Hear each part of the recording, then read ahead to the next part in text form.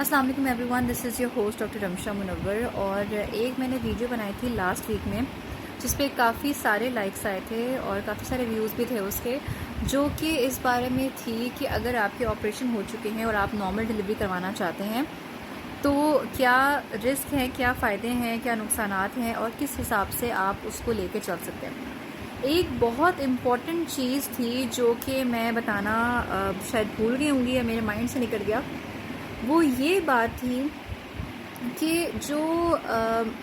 Normal deliveries होती है ना आफ्टर ऑपरेशन,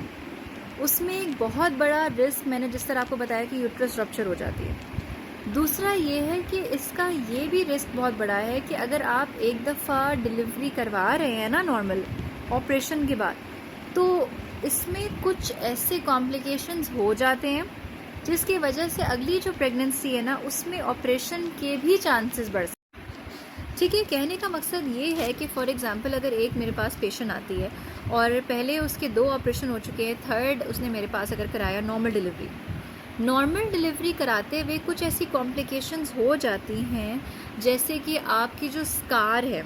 जो आपके पहले 2 ऑपरेशन से जो स्कार बना था जहाँ पे हमने इंसिजन दे के बच्चे को बाहर निकाला था, कभी कभार वो स्कार अंदरूनी तौर पे कच्चा हो जाता है।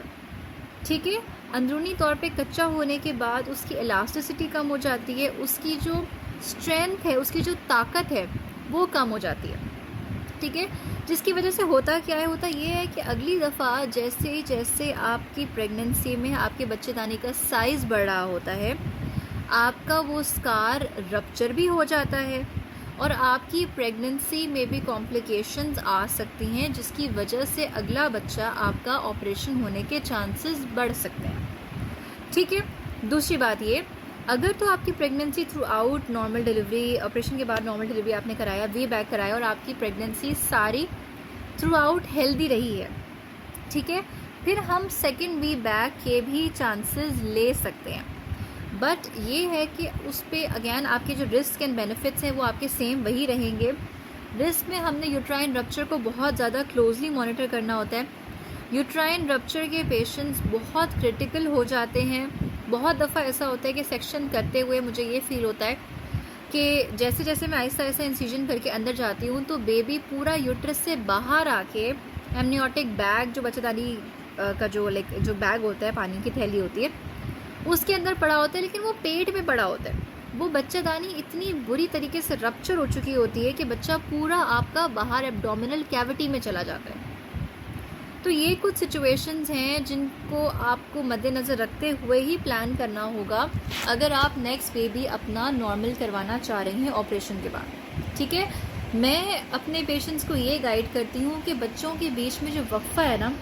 उसको ज़्यादा से ज़्यादा रखें। मिनिमम 4 इयर्स का डिफरेंस आप रखें